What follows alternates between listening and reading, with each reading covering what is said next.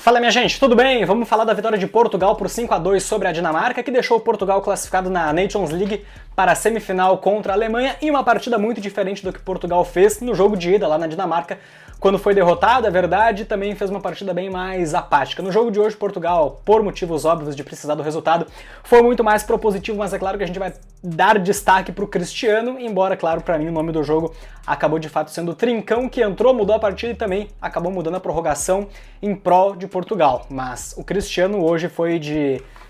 não digo vilão, mas foi aquele ditado, de vilão a herói, ou quase herói, afinal o gol dele também foi extremamente fundamental para a classificação de Portugal, aquele gol que ele faz no rebote do goleiro, mas assim, a gente viu um primeiro tempo de Portugal pressionando bastante, não dava para você reclamar de falta de esforço, mas o Cristiano no primeiro tempo não estava nada bem. Não falo nem só pelo pênalti perdido, com 2 minutos de jogo naquele cruzamento do Nuno Mendes, o Cristiano Ronaldo é derrubado, vai e bate o pênalti ali com 5 minutos de partida, acaba...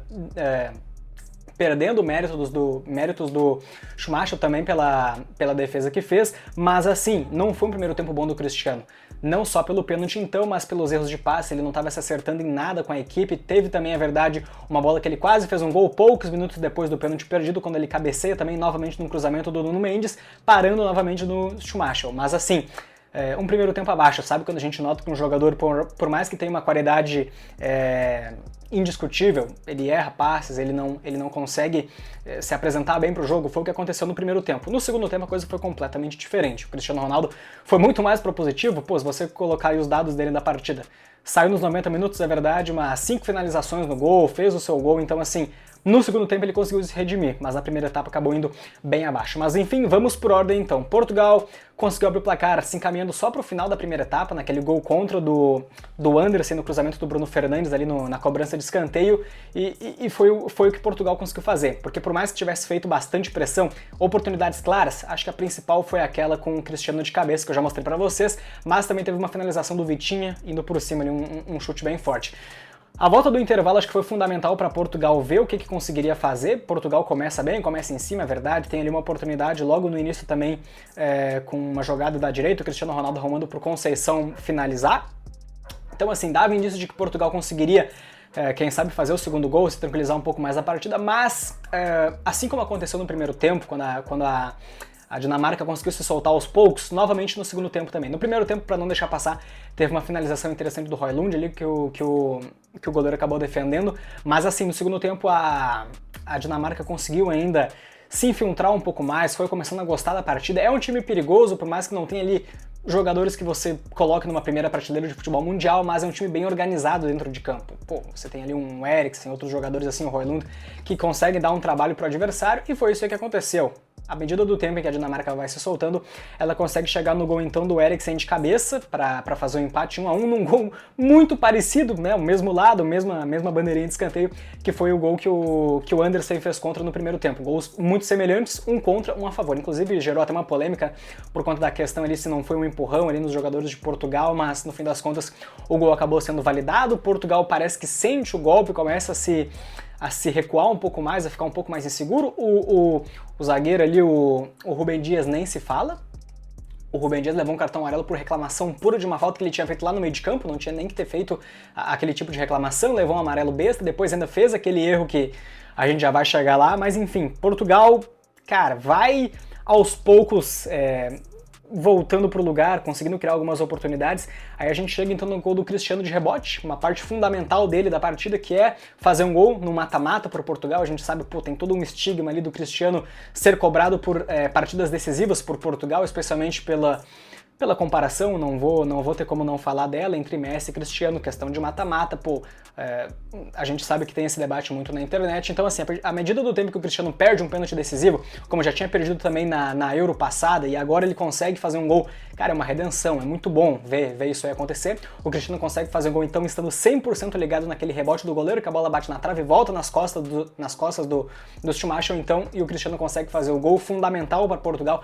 Achei que aquele gol ali daria mais tranquilidade para a equipe trabalhar, mas não foi o que aconteceu, porque assim, pouquíssimo tempo depois o Rúben Dias então coloca tudo a perder numa falta de atenção ali, num cansaço momentâneo naquele momento específico, onde ele erra o passe, né? O jogador ali da Dinamarca, o Dorgu, vem conduzindo a bola e toca pro Eriksen fazer o gol de goleiro livre. Então assim, pô, Naquele momento o jogo já fica bem mais balanceado, você não sabe se a Dinamarca vai querer arriscar um pouco mais, se encaminhando para o caminho de uma prorrogação, se Portugal vai atacar um pouco mais também. Os dois times ainda conseguem algumas oportunidades, mas fica um jogo já mais tenso se encaminhando para o final, até que o Trincão entra e muda o jogo. Faz um gol belíssimo assim, no soco que o Schumacher deu para cima, a bola vem no rebote, ele recebe a bola, bate de primeira de canhota, pô, um golaço ali, um jogador que foi fundamental para essa virada de Portugal. O Cristiano Ronaldo sai de campo, né, entra o Gonçalo Ramos.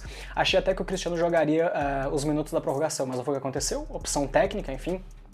E também, claro que você tem que dar um desconto maior para um jogador que já tem 40 anos de idade, por mais que a gente quase não leve isso em consideração, porque o Cristiano é tão fenomenal que a gente não se dá conta da idade que ele tem, porque o cara simplesmente joga todos os minutos de todos os jogos praticamente, então é difícil você colocar isso na balança. Mas, levando em consideração essa idade avançada já dele, não tem como falar que foi uma escolha errada do treinador tirar ele. O Cristiano já tinha feito a parte decisiva dele na partida quando fez aquele gol no rebote. Enfim, o segundo tempo vem então e Portugal continua naquele ritmo avassalador, vamos usar dessa forma. Avassalador talvez seja um pouco forte, mas no ritmo mais intenso com o adversário, consegue então ali com 2 minutos de partida fazer um gol com o próprio Trincão, que como eu disse, entrou fundamentalmente bem. Um gol de primeira do rebote do Schumacher também, que ele bate no cantinho de canhota, belíssimo gol.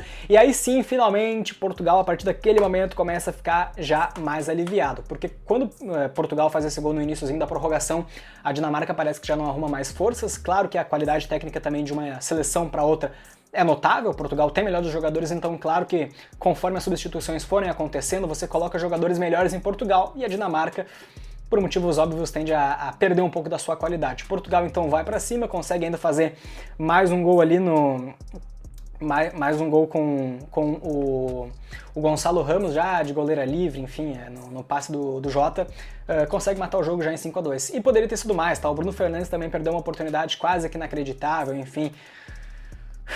Portugal mereceu passar, merecidamente. Construiu mais, foi mais competente, soube ser mais letal.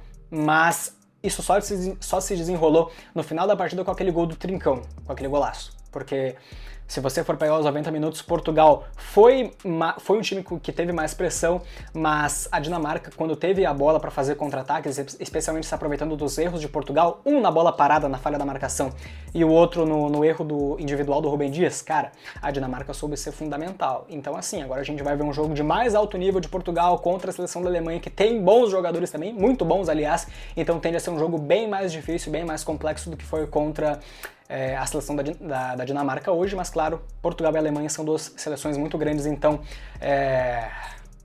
dá pra ser um jogo que a gente pode prever de uma maneira bem equilibrada. Tô bem curioso pra saber como é que vai ser esse jogo, embora falte aí alguns bons dias ainda, né? Só vai ser no dia 4 do mês que vem. Deixa eu confirmar se é isso aqui mesmo. Alemanha e Portugal apenas no dia... Não, daqui a alguns dias não, né? Dia 4 de junho, não no dia 4 de abril. Enfim, rapaziada, é basicamente isso aí que a gente tem pra falar no vídeo de hoje. Se gostou, então, deixa o like, se inscreve no canal, tamo junto e até a próxima.